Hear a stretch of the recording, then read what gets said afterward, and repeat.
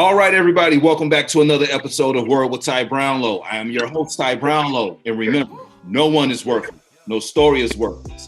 Today, ladies and gentlemen, got a very special guest for you. Give you a couple of words about my guest. Intelligent, visionary, builder, strategic, originally from Danville, Virginia, VA, y'all. Put your hands together for Lillie M. What's going on? Hey, Ty, what's up? What's up? How are you?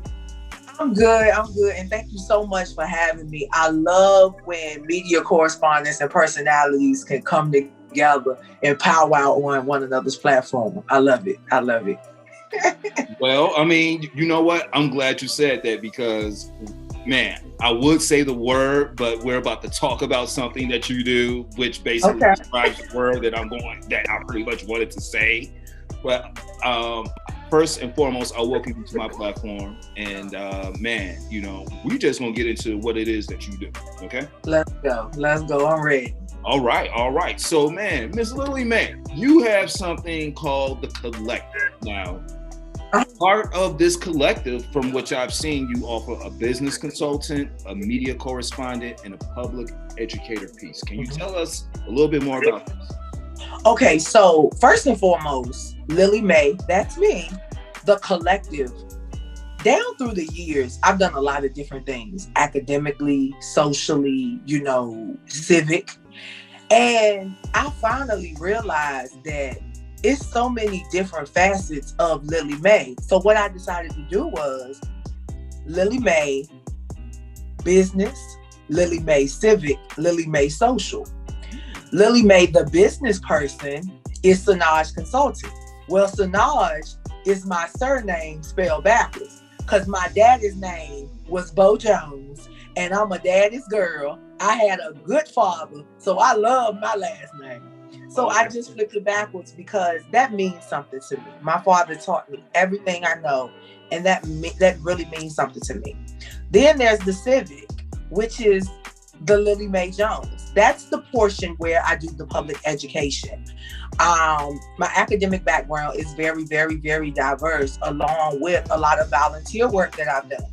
And so with that being stated, my focus are behavioral health, millennial caregiving, and also restoring the honor and humility of African American men through addressing some of the social justice issues. And finally, Lillie M, the social butterfly. My mother told me that I was about 2 years old, and probably before that. And I was always a big girl. So she said, you couldn't fit in the basket like all the other kids in the little shopping cart. So I used to just let you wobble beside me and I would hold your hand. She said, Leo, you would go off and win Dixie. And you would go off helping people find things based upon what you saw me have in the kitchen. Well, when people say, oh, where did this start? I believe I was born this way. My mother was 46. And my father was 56 when they had me. Science says that I shouldn't have been like this. I shouldn't have even been born. But look at what happened. So honestly, Lillie M, the Collective is really just me. It's who I am, not just what I do. Okay, all right.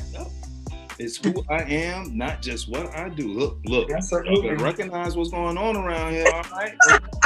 And straight up, shout out to all, the strong fathers. Shout out to your father, man, raising a strong woman. And we're going to talk a little bit about, some of the things that it is that you do, especially with the whole, man, making sure that, Black men are, seen in a better light, especially in this day and time with everything that's going on. We'll get to that in a minute. Okay. But we're going to keep this pushing here. All right. Now you offer something. Now you have something also called It's Consulting Time, which is a audio visual virtual platform. Man, yes. Come on now. I already see you over there going, man. Come on. So honestly, Ty, it's a lot like what we're doing right now. So It's Consulting Time is the platform where I kind of do interviews, and I'll interview everybody. I interview all creatives. And when I say creatives, people mostly see, musicians and things of that nature on my platform. But creatives are what? Anybody that cultivates something. So I'll interview wrestlers, authors, sunglass designers, any individual that's creating something. But the idea is to give that individual a voice, to speak consciously and freely without fear of judgment. And my platform is mutually inclusive, and you will not come on my platform and gossip and act crazy. I'm not throwing shade at any of the other Black platforms, but my thing is this. I'm tired of only negative stuff associated with us going viral, and I refuse to have it. I got you. Yep. I just want to say, first and foremost, I respect that, and I believe, your platform and my platform sort of mirror each other, because, man, pretty much as I said, no one is worthless, no story is worthless, and I want people to allow, to be comfortable enough to share their story, no matter how, tragic or what have you, but just offer like comfort space for people to That's it. And I think, Ty, for real, mm-hmm. I'ma always shout you out, because to see you in action and to know that you love what you do and you're not doing it to shame anybody or make anybody look bad. Mm-hmm. I just wish we could all do the same thing, because at the end of the day, so many people create platforms and things for clout and for likes. But I tell people all the time, I got my singing superlatives when I was in high school. I don't know about you, but I got mine. So I don't need that. I do this because, like I said, this is who I am, not just what I do. This is who I see. And but now, okay, let me tell y'all a little something about Miss Lillie M Jones going on over here. Man, as she said, she's like multifaceted, like her resume.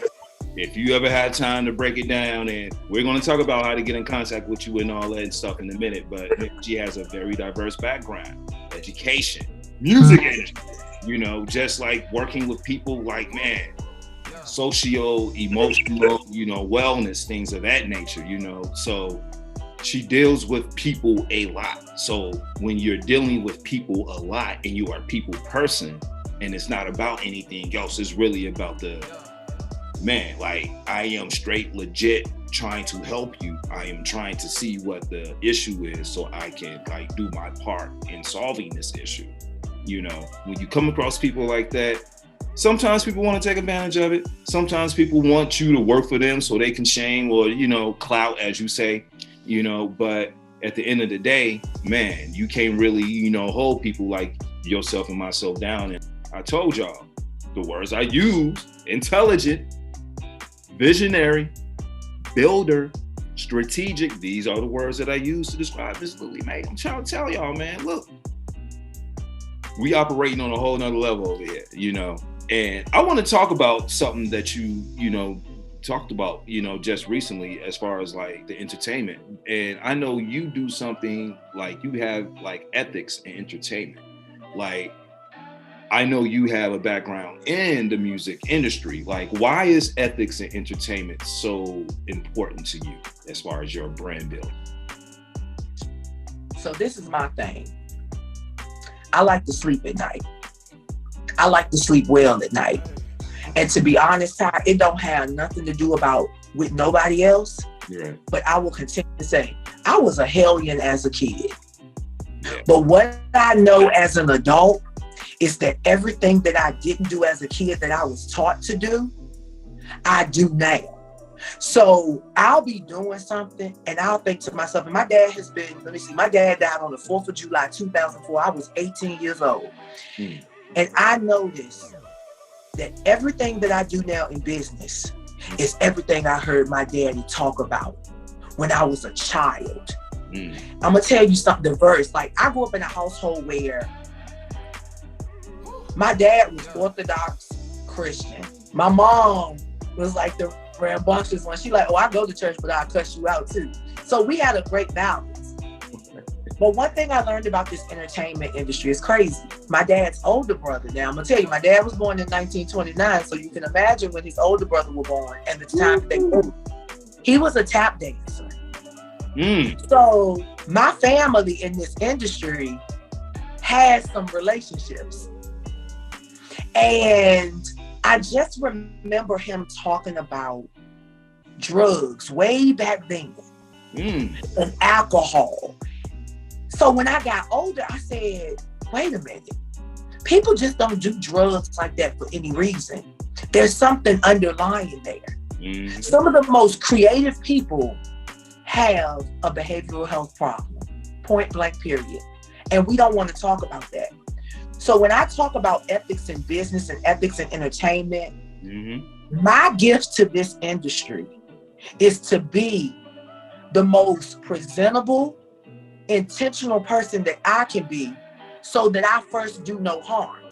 Because when I decided that I wanted to be a behavioral health clinician, that was the first oath. First, do no harm. So I live by that. But secondly, I live by the wages of sin is death. Now, yes, I sin when I OD. Hell, I'm obese. But there are other things that I can do and do well.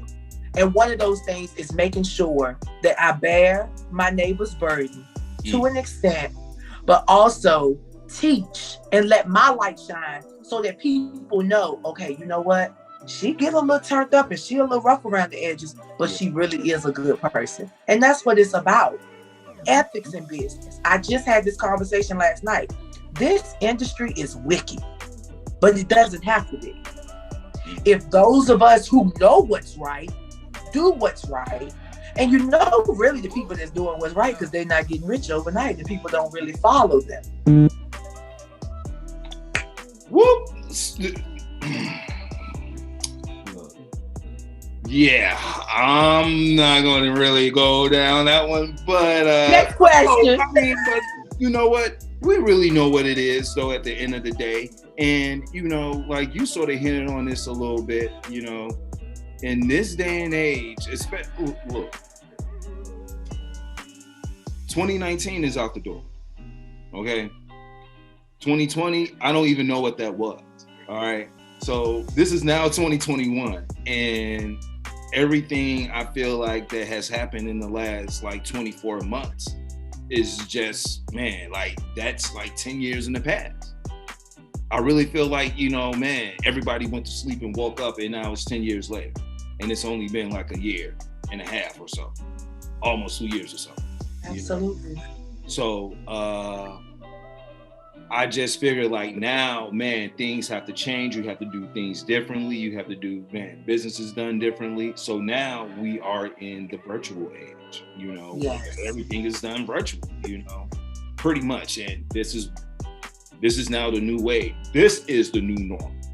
And like, you know, man, like you just said, even within this, you have to have ethics because, man, we have platforms where they love to just like shame and put down, you know, people, even their own.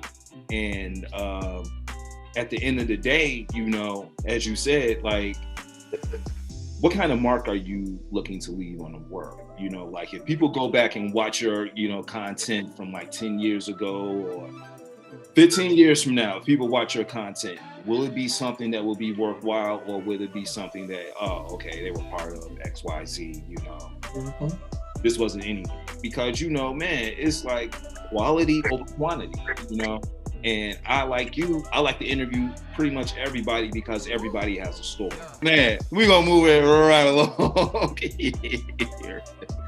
But, man, as I said before, grassroots and brand development. Now, you know, I know you mentioned something earlier about the new day and age, the millennials, you know, and I know you do work with them as well. But, you know, man, now look, 2020 hit a lot of people hard, but within that, you know, you had a lot of people who started their own podcast, their own platform, what have you, and they're operating at the grassroots level or what have you. Why should they now? Man, look, here it is, people. Okay, for all of us starting out, man, this is why we should go see Lillie M Jones. Tell us why we should go see Lillie M Jones if we're a grassroots, you know, organization or what have you starting out, and we want people to get to know us. So first and foremost, you want to come talk to me because I understand what it means to be that seed. I understand what it means to have to till the soil as a seed and plant yourself because there's no one else around to tend to your garden.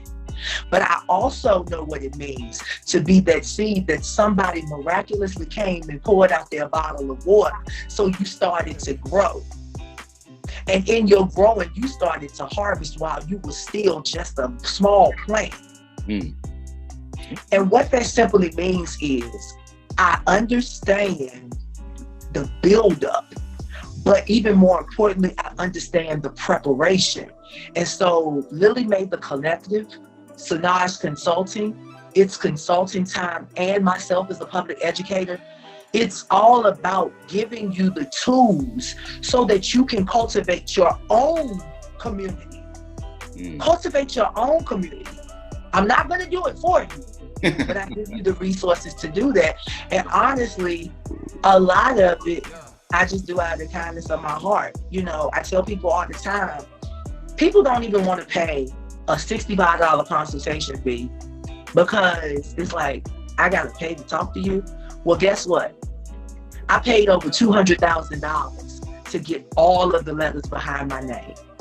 So I think I deserve $65 of that back.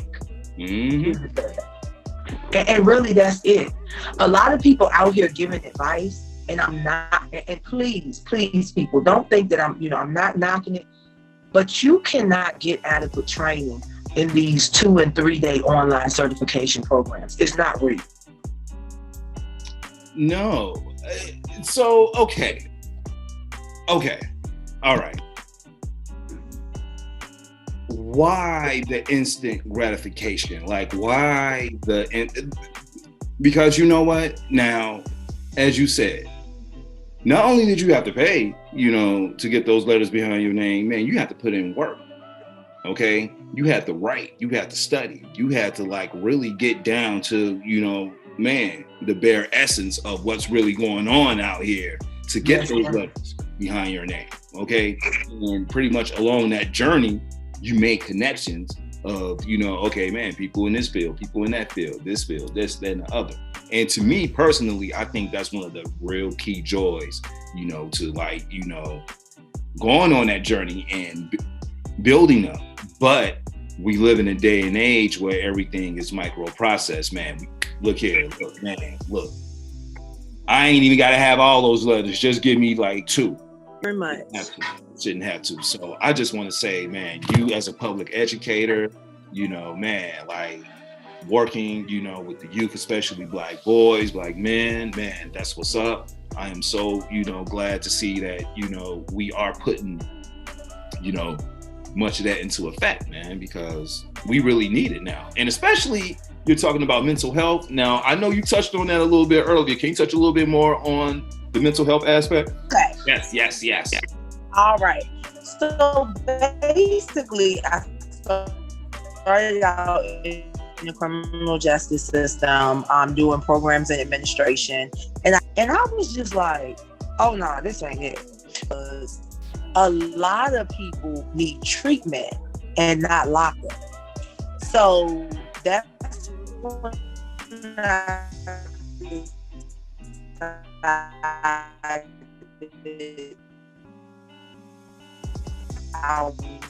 wanted to kind of go into the educational system. And so I taught high school for about 5 years.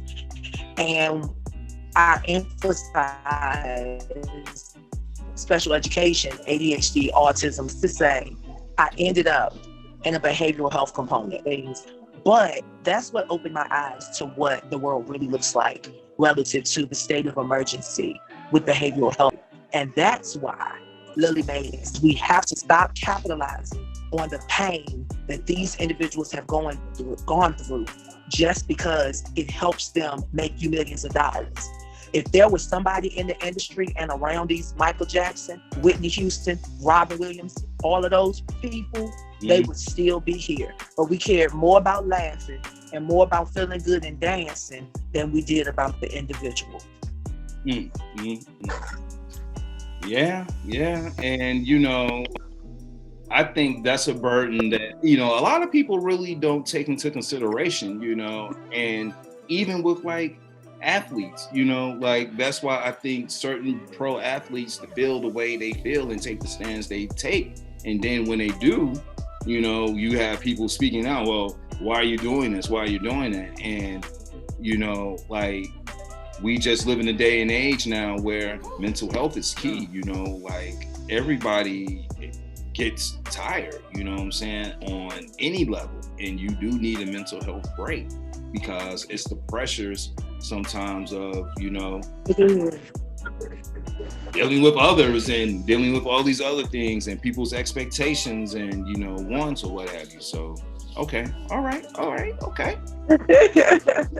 So now let me just ask, now, if people want to get in contact with you, how can people get in contact with you?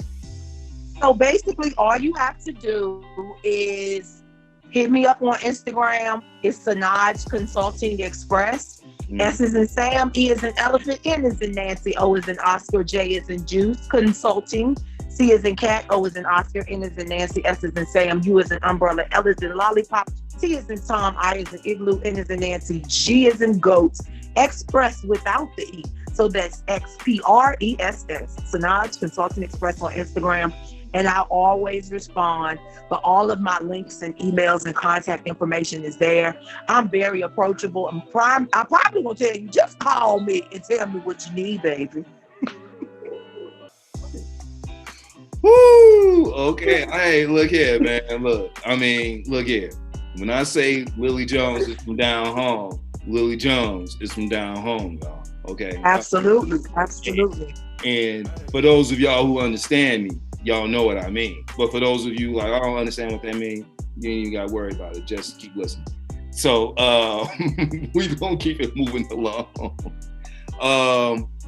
Man, look, we are coming up on the very last question of the show, the question that my show's known for. So I'm going to present it to you, Miss Lillie Mae Jones. Okay. What is the one word? What's up, Tom? And why?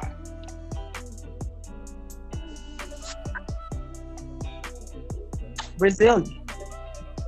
Okay. Why? Resilient. Every trap that has ever been set for me, I've overcome it. I've jumped out of it. I don't know how it didn't get me. And the biggest one was and I always say, the war of obesity. At 23 years old, I was 417 pounds. Today, I'm probably about 230. And yes, I'm a Black woman that proudly wear her 230 because I don't look it. I know that. But yeah. And I think people don't understand when you've been obese all your life, even as a kid. You a 5-year-old gymnast. And back in the 90s, gymnasts were all little white girls. Yeah, that's true. I was probably a 70, 80, or 90 pound gymnast. And I'm glad my parents did that to me, because I do any and everything that everybody else can do. And that's why I know I'm resilient, because if I can overcome that and still, and I'm overcoming the battles, you never really win the war. Because I'm going to tell you one thing, I'm going to always eat me some chitlins and hog maws when I want to. You feel what I'm saying? But resilient, because once again, every trap that has ever been set has not prospered. I like that, man. Man, I don't know, I want to add something to that, my like, I don't know, like a comet or something, like a shooting star or something that's like, you know, man, you can't stop it. You know what I'm saying? Like, you know, it's on its way, but you delivering something great for the world. You know what I'm saying? So I just like, you know, everything you got going on and just your mission and, you know, pretty much what it is that you stand for, you know, and man, just basically it's culture, you know, and once you come from a good culture and a good upbringing. That's it. That's it. Look, I gotta shout out my daddy's Lucktown and Camp Grove roots and my mama's Poe House Hill roots. And unless you from Danville, Virginia, which I know people probably don't even know where that is on the map, but unless you from Danville, Virginia, you won't understand. But the reality is those communities like Lucktown, Poe House Hill, and places like that in small cities like Danville is what created the culture. So I had no choice but to be great because I come from a great lineage of people. Mm-hmm. You feel what I'm saying? Mm-hmm. And see, people associate greatness with money, but I associate greatness with love and family orientation. And that's it. Oh, yeah. I mean, you know, when you have the love and the respect, you know, that's bigger than any amount of money you can ever have in life. You know, like you don't even have to lift a finger, you know, to absolutely, because it's done, man, everything's done for you out of love and everything's done for you out of respect. And no millionaire or billionaire can ever say anything like that. Ever. So, there it is, ladies and gentlemen. All right. Man, well, look here. I just really want to thank you for coming on here, man, and, you know, having this powwow with me as an old man, you know, we had a little powwow, you know what I'm saying? You know, but no, I really thank you for coming on the platform and blessing us and talking to us, man, and, you know, just spreading your energy and, you know, man, just everything. Thank you for having me. Thank you for having me. It's been super dope, and I can't wait to bring you over to the ICT side. Well, man, I will look here. We already gonna talk about that, and man, that's what's up. So, ladies and gentlemen, this has been Word with Ty Brownlow. I am your host, Ty Brownlow. Before I even say that, man, no one is worthless. So story is worthless. Remember that. But you could also follow me on all social media platforms at Word with Ty Brownlow, or you can just go to my website, tybrownlow.com, get this wonderful interview plus other great interviews, man. Also, man, go check out the podcast on Anchor. Go check it out on Apple, Google, all those good things. Man, I'm on that too. I'm everywhere, y'all. Holler at me on Twitter, all that. Man, Lillie M Jones, thank you once again. We out, people. Peace.